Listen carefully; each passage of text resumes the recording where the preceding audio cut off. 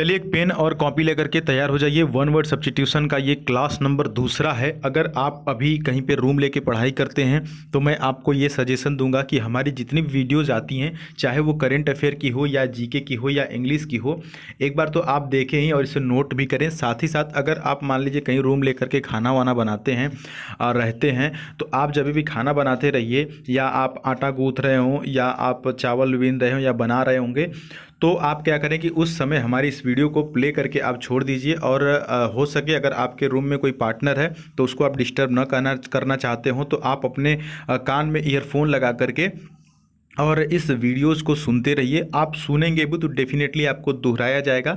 मतलब पहले आपको एक बार देखना है और दूसरी बार जब भी आपको मौका मिले आप इस वीडियो को एज ऑडियो आप सुन सकते हैं और अपनी चीज़ों को दोहरा सकते हैं। देखिए वक्त बहुत कम है, सोते जागते उठते बैठते जितना आप पढ़ेंगे, जितना दोहराएंगे, उतना आपके लिए बेहतर होगा। वन वर्ड सब्स्टिट्यूशन का क्लास नंबर दूसरा है और देखिए मैं इसका प्लेलिस्ट भी बना दूंगा, आप वहाँ से नोट्स करते रहिए और देखते रहिए। आपके डाउट्स भी अपने आप कमेंट बॉक्स में पूछ सकते हैं। पहला क्वेश्चन यहाँ पर देखिए, a place where gambling is practised. मैं 100% गारंटी लेता हूँ डियर स्टूडेंट, जो भी यहाँ पर मैं क्वेश्चन बता रहा हूँ उसमें से ज़्यादातर क्वेश्चन जो है कि 70 से 75% क्वेश्चन प्रीवियस ईयर के हैं। जैसा कि ये भी एक क्वेश्चन है कि कई बार आपके एयरफोर्स में पूछा गया है। जो भी पुराना बच्चा होगा कमेंट बॉक्स में करके बता दीजिएगा कमेंट करके। यहाँ पर लिख रहा है ना, मतलब पूछ रहा है कि अ प्लेस वेयर, यानी कि एक ऐसी जगह जहाँ पर गैम्बलिंग, मतलब समझ रहे हैं क्या होता है, जुआ होता है, जहाँ पर जुआ खेला जाता है, एक ऐसी जगह। तो उसको आप सभी को पता है कि कसिनो बोलते हैं। क्या बोलते हैं? Casino. Option number A is right here. Sir बाकी के ऑप्शन भी समझा दीजिए। देखिए होटल का मतलब तो आपको पता ही, होटल। रेस्टोरेंट का मतलब भी आपको पता है, भोजनालय कहते हैं हिंदी में। थिएटर का मतलब भी आपको पता है, थिएटर का जो हिंदी शब्द होता है नाटकशाला, यानी कि एक ऐसी जगह जहाँ पर नाटक होते हैं या सिनेमा दिखाया जाता है, that is theatre. Clear. Next आपके सामने देखिए, an object or person serving as a sample. ये जो वन वर्ड में करा रहा हूँ आपको, ये रिपीटेड वन वर्ड है, मतलब कि कई बार आते हैं ये, ठीक है। यहाँ पर इसका मतलब समझिएगा, कह रहा है कि एन ऑब्जेक्ट यानी कोई भी ऐसा ऑब्जेक्ट, आर या पोर्शन, उसका कोई पोर्शन, कोई हिस्सा, सर्विंग एज अ सैंपल, मतलब सैंपल के लिए कोई सर्व किया जाता है। जैसे कि जब हमारे कोचिंग थी तो उस कोचिंग में जैसे टीचर्स लोग आते थे, मतलब जो बुक पब्लिशर हैं वो आते थे और बोलते थे कि सर ये हमारी बुक है, हमारे पब्लिकेशन की, आप इसकी एक बुक अपने कोचिंग में रखिए, बच्चों को दिखाइए और पढ़ाइए। अगर आपको समझ में आएगा तो मैं अब आपके बच्चों को ये बुक प्रोवाइड कराऊंगा।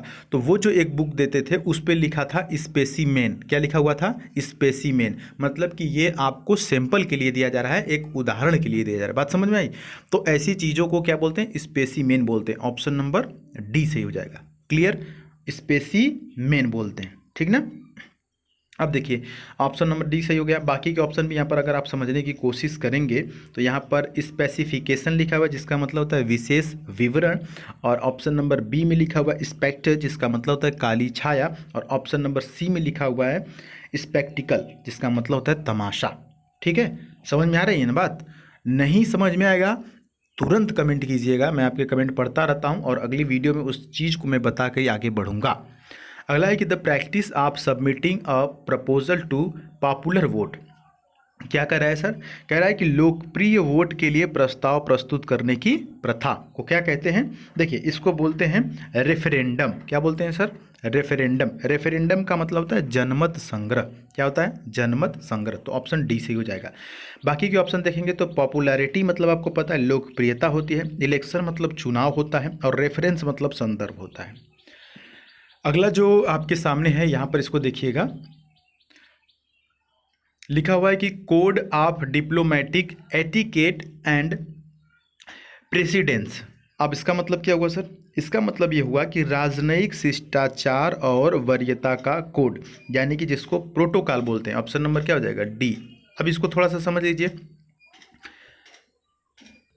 देखिए मैं जब भी वन वर्ड सब्स्टिट्यूशन पढ़ाऊंगा या ईडीएम पढ़ाऊंगा, ये दोनों सेक्शन जो होते हैं ना डियर स्टूडेंट, ये दोनों सेक्शन सिर्फ बता के आगे बढ़ने वाले नहीं होते, इसमें समझाने वाली बात होती है। आप जितना समझेंगे उतना आपको याद रहेगा, ठीक है। तो प्रोटोकॉल कैसे याद करेंगे? देखिए जब भी हमारे बनारस में, चूँकि आपको पता हम बनारस में रहते हैं, बनारस में जब भी प्रधानमंत्री आते हैं तो उनके आने से पहले एक प्रोटोकॉल आता है। मतलब प्रोटोकॉल मतलब सर एक मूल लिपि आती है, यही a code of diplomatic etiquette. कि किस प्रकार से वो आएंगे, किस प्रकार से रहेंगे, सारी चीज़ें उसके पहले एक आता है प्रोटोकॉल।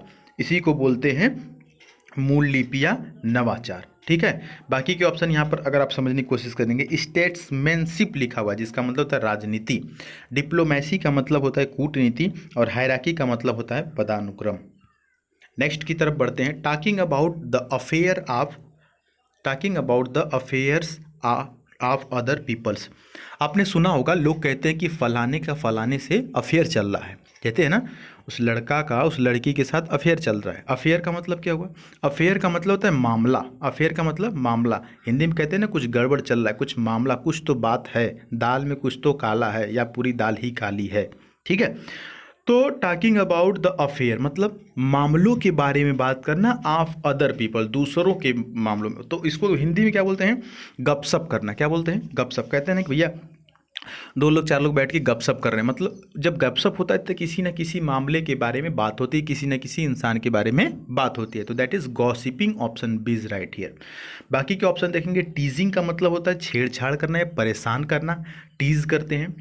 क्रिटिसाइज का मतलब आलोचना करना होता है, किसी चीज़ की या किसी प्लान की या किसी योजना की आलोचना करते हैं। जैसे यही आया था अग्निवीर वाला, तो बहुत लोगों ने इसका आलोचना किया, क्रिटिसाइज किया। क्लियर? अच्छा, स्टैंडरिंग का मतलब क्या होता है यहाँ पर? स्टैंडरिंग का मतलब होता है बदनामी। ठीक ना? चलिए, ये वाला जो मैं आपको बताने जा रहा हूँ वन वर्ड, ये एक से अधिक बार एयरफोर्स में, नेवी में, एसएसआर में, डबल ए में, एक्स में, वाई में पूछा जा चुका है। इसको सुनहरे अक्षरों में लिख लीजिए, वेरी वेरी वेरी इंपॉर्टेंट में। Medical examination of the body after death. अब भी के अब भी इसको याद कर लीजिए अगर मेरी आप आवाज़ सुन रहे हैं तो। फिर से पढ़ रहा हूँ, medical examination of the body after death. मैं ये समझिए कि आपका एक क्वेश्चन आउट कर रहा हूँ, ये क्वेश्चन एग्जाम में आएगा, एज इट इज़ आएगा। कह रहा है ना कि मृत्यु के बाद शरीर की चिकित्सा जांच, इसको क्या कहते हैं इंग्लिश में? जैसे आप देखते हैं कि जिस किसी का एक्सीडेंट हो जाता है या कोई मर जाता है ऐसे हॉस्पिटल वगैरह में, खास करके हमारे यहाँ बीएचयू में, तो उसके बाद उसका क्या बोलते हैं? बोलते हैं चीड़ फाड़ घर में चला गया और उसका क्या हो गया भैया? उसका चीड़ फाड़ होगा। तो इसको इंग्लिश में ऑटोप्सी बोलते हैं। क्या बोलते हैं? ऑटोप्सी। हिंदी होता है शव परीक्षण। क्या होता है हिंदी? शव परीक्षण और ऑटोप्सी। याद रखेंगे, AUTOPSY, जो मरने के बाद चीर फाड़ होता है तो उसको ऑटोप्सी बोलते हैं इंग्लिश में। क्लियर? शव परीक्षण। बाकी के ऑप्शन देख लीजिएगा। डायग्नोसिस का मतलब होता है निदान, और काप्स का मतलब लाश होता है। यहाँ पर देखिए आर साइलेंट होता है, कॉप्स बोलते हैं इसका, जिसका मतलब होता है लाश। इरेडिएशन का मतलब क्या होता है? इरेडिएशन का मतलब होता है विकिरण। अच्छा, ये मुझे शब्द याद नहीं आ रहा था, अभी से याद आ गया। देखिए ऑटोप्सी का मतलब शुद्ध जो हम लोग अपने भाषा में कहते हैं कि, फिर से याद नहीं आ रहा है, अभी जस्ट याद आया था, मैं आपको याद आएगा तो बता दूंगा। अ पर्सन बोर्न, आपको याद है तो लिख लीजिएगा, कमेंट बॉक्स में लिख दीजिएगा। A person born or living at the same time as another, यानी कि एक ही समय में पैदा होने वाले या रहने वाले व्यक्ति, पैदा होने वाले या रहने वाले व्यक्ति को क्या कहते हैं? जैसे मान लीजिए कि आज के दिन आपका एक बच्चा हो गया और पड़ोसी का भी आज ही के दिन एक बच्चा हो गया, तो दोनों एक साथ रह रहे हैं, या कोई भी घटना भी है जो एक साथ हो रही है, तो उसको समकालिक बोलते हैं। क्या बोलते हैं? समकालिक, समकालीन या समसामयिकी बोलते हैं। एक करेंट अफेयर भी आता है समसामयिकी के नाम से, मतलब कि जो घटनाएं हो रही हैं एक साथ। तो यहाँ पर ऑप्शन नंबर क्या हो जाएगा? सी सही हो जाएगा। कंटेम्प्ररी इंग्लिश में बोलते हैं। क्या बोलते हैं? कंटेम्प्ररी, जिसका मतलब होता है समसामयिक। ठीक है, बाकी के ऑप्शन यहाँ पर समझ लेते हैं। ऑप्शन नंबर ए में लिखा हुआ है करोलरी, जिसका मतलब होता है परिणाम। ठीक है, ऑप्शन नंबर बी में एक्सेसरी लिखा हुआ है, जिसका मतलब होता है सहायक, और ऑक्सिलरी का मतलब भी होता है सहायक। तो ये एक दूसरे के सिनोनिम भी हो गए। ठीक है, अच्छा याद आ गया, पोस्टमार्टम बोलते हैं ऑटोप्सी, जिसे हम लोग अपने भाषा में बोलते हैं कोई एक्सीडेंट हो गया तो भैया जल्दी से इसको जलाया जाए लाश को, नहीं तो पुलिस वाले आएंगे तो इसको पोस्टमार्टम के लिए लेके चले जाएंगे। ठीक है, हम लोग बोलते हैं अपने भाषा में, तो वही होता है ऑटोप्सी, जो शव परीक्षण होता है। मेडिकल डेथ के बाद बॉडी जब मर जाते हैं लोग तो शव परीक्षण होता है, तो उसी को बोलते हैं। ठीक है, ऑटोप्सी याद रहेगा। तो आज के लिए फ़िलहाल के लिए इतना ही। बाकी आपके कोई भी डाउट हो तो आप कमेंट बॉक्स में ज़रूर पूछें, और इस चैनल पर नए तो सब्सक्राइब कीजिए। अभी तक आप मेरी बात सुन रहे हैं तो इस वीडियो को ज़रूर लाइक करें। लाइक करने से मुझे ये समझ में आता है कि मेरी जो बातें हैं वो आप तक पहुंच रही है और आप मेरी बातों को समझ रहे हैं।